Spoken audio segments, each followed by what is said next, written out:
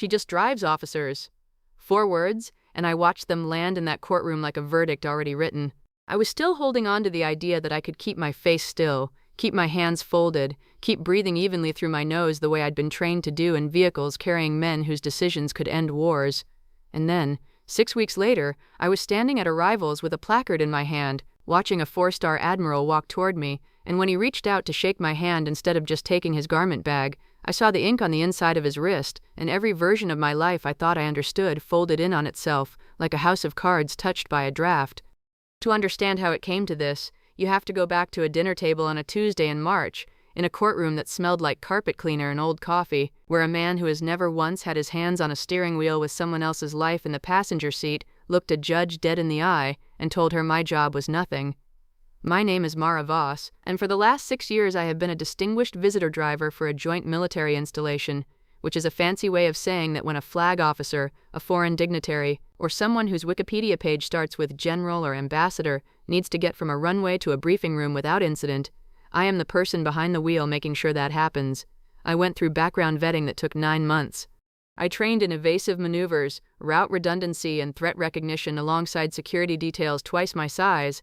I hold a clearance that most people in my extended family don't know exists, let alone what it means. And on that Tuesday in March, none of that mattered because the man across the room wanted a judge to believe I was just a woman who drove a car for a living. That man is Warren Michaels, my stepfather, who married my mother 8 years ago, and who has spent every year since quietly, patiently, rewriting who she was until the version he told people bore almost no resemblance to the woman who raised me. We were in that courtroom because my mother, Captain Elaine Voss, United States Navy, retired, and then, 11 months ago gone, had left behind a will that named me co-guardian of my half-sister Josie's trust, alongside Warren, until Josie turned 21. Warren didn't want a co-guardian. Warren wanted control, clean and total, of the SGLI payout and the VA survivor benefits sitting in that account, and the fastest way to get it was to convince a judge that I was unqualified to manage anything more complicated than a parking brake. I want to tell you that I stood up in that courtroom and defended myself, that I gave some perfect righteous speech about clearances and commendations and the weight of what I actually did every day. I didn't. I sat there in my one good blazer with my hands in my lap, and I let him talk, because some instinct older than my training told me that the worst thing I could do was argue with a man who had spent a decade rehearsing exactly how to make me sound small. So instead, I did what I do best. I watched. I cataloged, and I started, quietly, to build a record, because if there's one thing 6 years of protocol driving teaches you, it's that the truth doesn't need you to raise your voice, it just needs a timeline.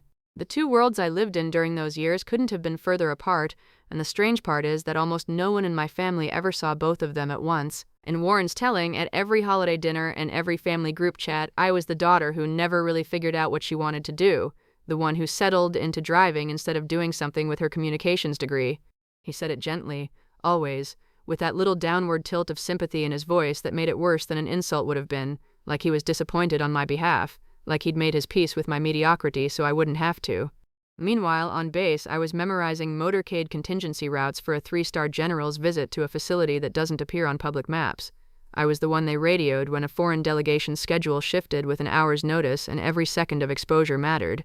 I sat in rooms before briefings where I wasn't supposed to speak, just drive and wait, and I absorbed more about global tension and quiet diplomacy than I will ever be able to repeat to anyone outside a badge. My supervisor, a retired gunnery sergeant named Holt, who swore more than he complimented, once told me I had the steadiest hands he'd ever put behind a wheel of someone that important, and it was the only compliment I'd gotten in years that didn't come with a catch. My sister Josie, 16 at the time and living full-time with Warren, and my mother's memory in that house, sat somewhere in the middle of these 2 worlds, and for a long time she leaned toward his version, because his version was the one she heard every single day at breakfast. She wasn't cruel about it. Josie has never had a cruel bone in her. She was just a kid who'd lost her mother and needed someone's narrative to hold on to, and Warren made sure his was the only one in the room. When I'd visit and mention work, she'd get quiet, glance toward the kitchen like she was checking whether it was safe to be curious, and then change the subject. I didn't blame her. I understood even then that she wasn't choosing him over me. She was just surviving in the only house she had left. There was a night, about 4 months after the funeral, when I almost broke my own rule. Warren had said something at dinner about how it was probably for the best that Josie's trust wasn't left solely in the hands of someone who drives for a living. and I felt the old, familiar heat climb up the back of my neck. I had the rebuttal loaded, the clearance level, the commendation letters, the fact that I had once driven through a controlled intersection with a foreign minister in the back seat, while a threat call came in over my earpiece, and my voice never changed. I opened my mouth, and then I closed it again because I looked at Josie's face, and I understood with a clarity that almost hurt that this wasn't a fight I was going to win with words in that kitchen. It was a fight I was going to win with time. So I made a decision that night that I never said out loud to anyone, not Josie, not my supervisor, not even myself in so many words. I decided I would stop defending myself and start documenting everything instead, quietly, patiently, the way you'd build a case file on a threat you weren't ready to confront yet. It started small. I began saving copies of my dispatch logs, the anonymized ones I was allowed to keep for my own performance record, showing dates, durations, and the tier of visitor I'd transported, redacted where it needed to be but unmistakable in scope. I kept every commendation email, every after-action note where my name appeared next to words like exemplary and 0 incidents. I screenshotted the group text where Warren, 11 months after the funeral, had told a cousin I basically drove a shuttle bus, and I quietly noted the date and time next to my own calendar, which showed that on that exact day I had been coordinating movement for a 2-star general during a base security exercise that made the local news, even if my name never appeared in it. I told myself I was doing it in case Josie's guardianship hearing ever needed evidence. I told myself it was just due diligence, the same instinct that made me triple-check a route before I ever put a passenger in the car. But if I'm honest with you, and I've promised myself I'll be honest in telling this, some part of me knew I wasn't just building a legal file. I was building a ledger, one only I could read, that kept a running tally of every time Warren shrank me down in front of people who loved me, and every piece of proof that would someday make that shrinking impossible to sustain. I didn't know yet how it would surface. I just knew that a man who lies consistently, in front of enough people, for long enough, eventually tells that lie in the one room where the truth is sitting across the table from him, in uniform, holding a glass of sparkling cider. I didn't know his name yet either, the man whose wrist would end up rewriting everything I thought I knew about my mother. I just knew that Warren had scheduled Josie's guardianship hearing for early spring, and that I had 6 weeks left to finish gathering a record that could speak for itself. What I did not expect was that the record wouldn't finish the job. A tattoo would. The email came into my dispatch queue on a Thursday, unremarkable at first glance. A VIP pickup request, Tier 1, 4-star flag officer, arriving Sunday evening, personal request for a driver with distinguished visitor clearance and route familiarity with the coastal corridor. I didn't think twice about it until I pulled the manifest and saw the name, Admiral Renata Cole, commander of a fleet whose operational reach I'd only ever heard referenced in briefings I wasn't allowed to ask questions about. I remember feeling that particular electric nervousness that comes with knowing you're about to spend 40 minutes in a car with someone who has more responsibility resting on her shoulders than most people can imagine, and needing every part of that drive to be flawless. I picked her up at the private terminal on a gray Sunday evening, her garment bag slung over one shoulder, and she moved the way people move when they've spent a career being watched and have decided not to perform for it anymore. Economical, unhurried, present. She thanked the ground crew by name. She asked me, before she'd even gotten in the car, how long I'd been driving the DV pool, and something in the specificity of the question made me answer honestly instead of with the polished line I usually gave. 6 years, I told her. Started right after my mother passed her own commissioning milestones down to me in every way except the uniform. She paused with her hand on the doorframe and asked, almost offhand, what my mother's name was. Voss, I said, Captain Elaine Voss, and Admiral Cole went very, very still. She didn't say anything else until we were merging onto the highway, and when she did speak, her voice had changed, lower, careful, like she was choosing each word the way you'd choose footing on ice. She said she'd served with an Elaine Voss once, a long time ago, aboard a ship neither of us needed to name for me to feel the temperature in the car drop 3 degrees. She said it the way people talk about things they don't discuss anymore because discussing them costs something. I told her quietly that my mother had passed away almost a year ago. In the rearview mirror, I watched a 4-star admiral's face do something I don't think most rooms full of admirals ever get to see. When we pulled up to the base guest housing and she reached forward to shake my hand, not a habit most VIPs bother with, but she did. Her sleeve rode up just enough, and I saw it. A small compass rose, inked in faded navy blue lines on the inside of her wrist, an anchor threaded through its center. I knew that tattoo. I had grown up falling asleep next to it, tracing it with my finger as a kid on my mother's arm, while she read to me. always with the same soft, deflecting answer when I asked what it meant. Just something from the old days, baby. Nothing important. I sat there with her hand still in mine and felt the entire architecture of my understanding of my own mother shift half an inch to the left. I didn't say anything that night. I drove her to her housing, thanked her, and sat in the parking lot afterward for 20 minutes with my hand still on the wheel, doing the thing I do best, which is refusing to react before I understand the full shape of what I'm looking at. But I understood enough to know that the guardianship hearing, the ledger I'd been building, the lie Warren kept repeating, all of it was about to collide with something none of us saw coming, at a table Warren himself had insisted on hosting, 3 weeks later, for the first holiday since my mother's death. Warren wanted that dinner to be a show of unity, a message to the extended family, and quietly, to the judge overseeing Josie's case, that he had everything under control. He invited people he wanted watching, my mother's sister, a family friend who happened to be a retired JAG officer, and, because he loved an audience with rank attached to it, a special guest he'd name-dropped for weeks, a 4-star Admiral he'd met once at a base fundraiser and had been angling to reconnect with ever since, hoping the association would make him look like a man other important men respected. He had no idea I'd already met her. He had no idea whose wrist I'd already seen. I walked into that house that evening carrying a manila folder I had never planned to open unless I had to, and I sat down across from Warren at a table set with more effort than sincerity. Admiral Cole arrived 20 minutes later, and I watched Warren's whole posture straighten as he rose to greet her, already performing the version of himself he wanted a flag officer to see. She shook his hand politely, and then her eyes moved past him to me, and something quiet and knowing passed between us before either of us said a word. Dinner went the way these dinners always go, polite at the start, brittle underneath, everyone circling the topic no one wanted to name outright. It was my aunt who finally cracked it open, asking, gently, how the guardianship hearing had gone, and Warren, riding the high of having an admiral at his table, made the mistake of thinking this was his moment to perform certainty. He said it again, almost the exact words from the courtroom, dressed up now for a dinner party instead of a judge. That I meant well, but that managing Josie's future needed someone with real judgment, not someone who, in his words, just drives officers around for a living.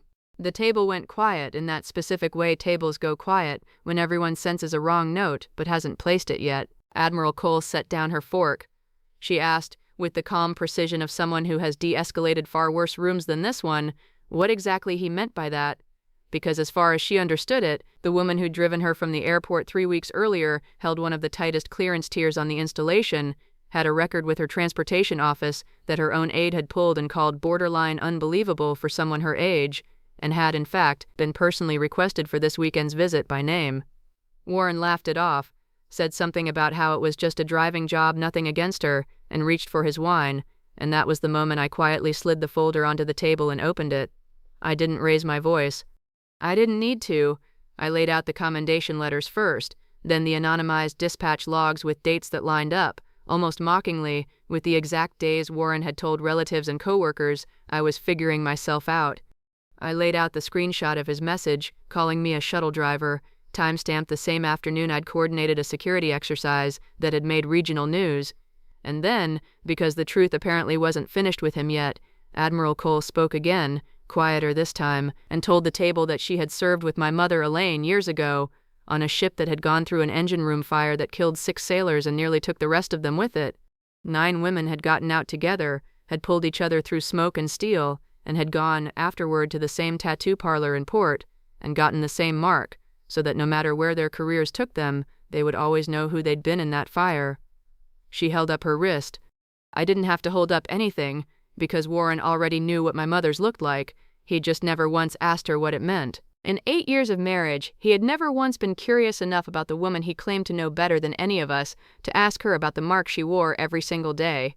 Josie, sitting beside him, looked at that tattoo, and then at me, and I watched 16 years of quiet deference finally crack open into something that looked, for the first time, like her own opinion. You told the judge she just drives officers, Josie said, and her voice wasn't loud, but it filled the whole room anyway. You didn't even know she drove an admiral who knew Mom. Warren tried, for a moment, to recover, said something about context, about not meaning it that way, about how everyone was twisting a simple comment, but the folder was still open on the table, and Admiral Cole's wrist was still bare to the room, and my mother's name was sitting in the air between all of us, like something finally allowed to breathe. Nobody at that table needed me to say another word. The timeline had already said it for me. I want to tell you I felt triumphant in that moment, and there was a piece of me that did, a small, sharp satisfaction, watching a man who had spent years making me small realize, in real time, in front of someone whose respect he'd been chasing all night, that he'd built his entire case on a lie he never bothered to check. But mostly what I felt was tired. Tired in the way you feel after finally putting down something heavy you didn't realize you'd been carrying with both hands the whole time. The guardianship hearing, 3 weeks later, took 11 minutes. The judge had already received the same documentation I'd laid on that dinner table, submitted formally through my attorney, along with a signed statement from Admiral Cole regarding my clearance and professional standing that carried more weight in that courtroom than anything Warren's lawyer could produce. Co-guardianship was granted without dispute. Warren didn't even show up to contest it, I think. By then he understood there was nothing left to argue. Josie moved in with me 8 months later, once the transition was finalized, and I won't pretend that was simple. Grief doesn't organize itself around court dates, and some nights she still cries for a mother neither of us can call, and some nights I do too. But she asks me about work now, real questions, the kind she used to swallow at Warren's table. She keeps a photo on her dresser of our mother's wrist, the compass rose visible, next to a small drawing she did herself of the same mark, because she told me she wanted something of Mom's that was actually true. Admiral Cole and I still talk, occasionally, mostly about my mother, filling in a woman I thought I already knew completely and am still, a year later, learning new pieces of, a version of her that existed before Warren, before me, forged in fire with 8 other women who never let each other drown. I got my own tattoo 6 months ago, small, on the inside of my wrist, not the compass rose. That one wasn't mine to take, but a simple line, a single unbroken stroke, my own quiet mark for the year I stopped defending myself and let the truth do the driving instead. Warren reached out once, this past winter, a long message about wanting to repair things and move forward as a family. I read it twice, and I didn't feel angry, which surprised me more than the message itself did. I wrote back 3 sentences that I wished him well, that Josie was thriving, and that I hoped he'd take the time, with whoever came next, to actually ask the people in his life who they were before deciding what to tell a room about them. I haven't heard back, and I'm at peace with that. Some doors don't need slamming. They just need to stay quietly, permanently closed. If there's one thing I'd want you to take from all of this, it's that you don't always have to raise your voice to be believed. Sometimes you just have to keep the receipts, live your life so precisely that the lie can't survive contact with it, and trust that the truth, given enough time in the right room, will eventually drive itself home. Thanks for riding along with me on this one. If it hit you somewhere, drop a comment and let me know which part landed hardest, and I'll see you in the next story.